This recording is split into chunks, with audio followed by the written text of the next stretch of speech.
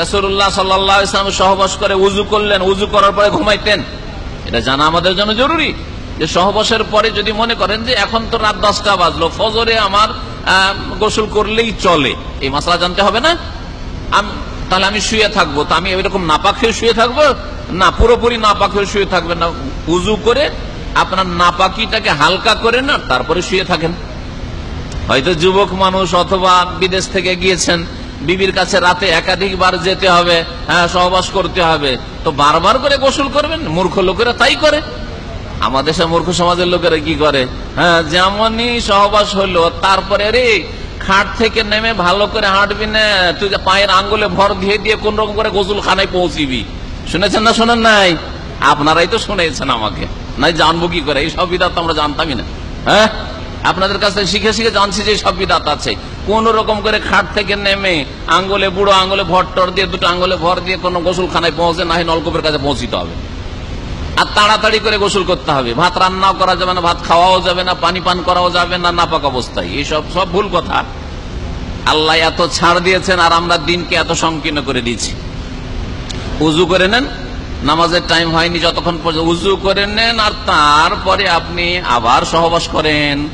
আবার সহবাস হলে আবার উযু করে নেন, নাপাকি হালকা করে নেন, অথবা কাজকর্ম করেন, ডিউটি করেন, হাট বাজার করেন, ঘুরেন ফিরেন, সমস্যা নেই। নামাজের সময় আসার আগে আগে আপনাকে কি করতে হবে? গোসল করে নিতে হবে। এখন একটা মাসলা, রোজা সংক্রান্ত মাসলা বলি, নবীর জীবনীর সাথে সম্পর্কিত রোজার মাসলা। অনেক ভাইদের স্বপ্ন দোষ হয়, না হয় না? রাত্রে শুয়েছেন, ঘুমিয়েছেন, স্বপ্ন দোষ হয়েছে, অথবা অনেকের সাথে পরিবার আছে, অথবা দেশে যাবেন, হয়তো রমজানে অনেকে দেশে যাবেন। এই মাসলা আজকে প্রয়োজন, এবছরে প্রয়োজন না হলে আগামী বছর প্রয়োজন পড়তে পারে। আপনার যখন জাগছেন আপনি সাহরি খাওয়ার জন্য, সেই সময় যদি গোসল করতে যান, ফরজ গোসল হয়ে আছে, নাপাক হয়ে আছেন, ফরজ গোসল মাথার উপরে আছে, ওই সময় সাহরি খেতে উঠেছেন, এখন যদি সাহরি খান তাহলে গোসল করা হচ্ছে না, আর গোসল করতে গেলে সাহরি খাওয়া হচ্ছে না, কি করবেন এখন? কে উত্তর দেবে? যে উত্তর দেবে তাকে একটা প্রাইজ দেওয়া যাবে। দেখি প্রাইজ একটা উঠান। এখন কি করবেন? দলিল সহ বলতে হবে, শুধু ফতোয়া দিলে হবে না, কারণ বিনা দলিলে ফতোয়া দেওয়া হারাম। ইমাম আবু হানিফা রাহমাতুল্লাহ আলাইহি বলছেন বিনা দলিলে ফতোয়া দেওয়া হারাম। সাহরি খাওয়ার সময় হতে যাচ্ছে, শেষ হতে যাচ্ছে একবারে, ওই সময় জাগলেন আর স্বপ্নদোষ হয়ে আছে, গোসল করতে দৌড় দেবেন না সাহরি খাবেন? যে দলিল সহ উত্তর দেবেন হাত উঠান। এর দলিল কি? কেন করবেন আপনি? কোরআনের একটি আয়াত, না রাসূলের একটা হাদিস, না নবীর আমল, কমপক্ষে আমল নবী এরকম করেছেন বলতে হবে। নবী করিম সাল্লাল্লাহু আলাইহি ওয়াসাল্লাম কানা রাসূলুল্লাহ সাল্লাল্লাহু আলাইহি ওয়াসাল্লাম ইউসবিহু জুনুবান ওয়া হুয়া সাইম। রাসূলুল্লাহ সাল্লাল্লাহু আলাইহি ওয়াসাল্লামের সকাল হয়ে যেত নাপাক অবস্থায়, মানে ফজর আজান হয়ে যেত, আর রোজা রাখতেন। তার মানে রোজা রাখার জন্য, নিয়ত করার জন্য পবিত্রতা শর্ত নাই। আপনি নাপাক অবস্থায় রোজার নিয়ত করে নেন, বোঝা গেছে? সাহরি খাওয়া সুন্নত, নিয়ত করলেই রোজা, ঠিক না?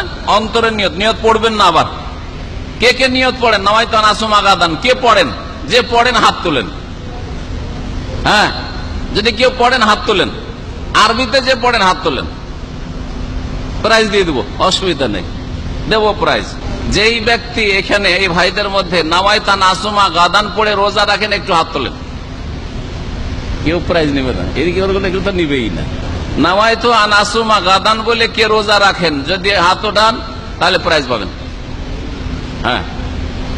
কেউ নেই, তার মানে প্রাইজ পেলেন না। নিয়ত কেমন করে করেন তাহলে?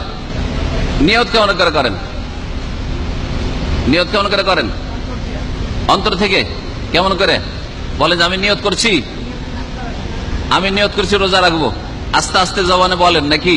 অন্তরে। যেমন নিয়ত করে এখানে এসছেন ওই রকমই, ঠিক না? যেমন নিয়ত করে এখানে যে দিনের কথা শোনার জন্য একটু আগে ভাগে যায়, ঠিক না?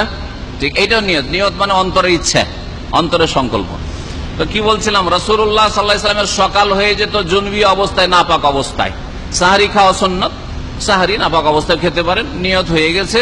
তারপরে ফজরের নামাজের আগে আগে আপনার গোসল করেন, তাড়াতাড়ি গোসল করেন, ফজরের জামাতে হাজির হন পুরুষ মানুষ। জি, এটা করতে হবে। তাহলে নামাজের জন্য গোসল করতে হবে, সাহরি খাওয়ার জন্য, রোজা ধরার জন্য, নিয়ত করার জন্য গোসল করা জরুরি নয়। এতটুকু যদি ইসলামের ছাড় থাকে, তাহলে চিন্তা করুন কাজকর্ম করা যাবে না, প্রয়োজনে সংসারের অথবা রান্না করা যাবে না। আমাদের দেশের মহিলারা যদি বৌমা সম্পর্কে, আগের মহিলারা বিশেষ করে বৌমাকে জানতে পারে যে নাপাক আছে আর রান্নাঘরে ঢুকেছে, ধাক্কা দিয়ে বের করে দিত, ধাক্কা দিয়ে বের করে তো ও বউকে রান্নাই করতে দিবে না। গোসল করে আয়, না হলে কিচেনে ঢুকবি না, সব বাড়ির বরকত সব শেষ করে দিবি তুই। হ্যাঁ, এগুলো যে হালত অজ্ঞতা। যাই হোক, আমরা আমাদের বাইরে চলে যাচ্ছি। কথার বলছিলাম যে কিতাব মানে হচ্ছে কোরআনে কারীম, ওয়ায়ুআল্লিমুল কিতাব ওয়াল হিকমা, আর হিকমত মানে হচ্ছে রাসূলুল্লাহ সাল্লাল্লাহু আলাইহি ওয়াসাল্লামের হাদিস। জি।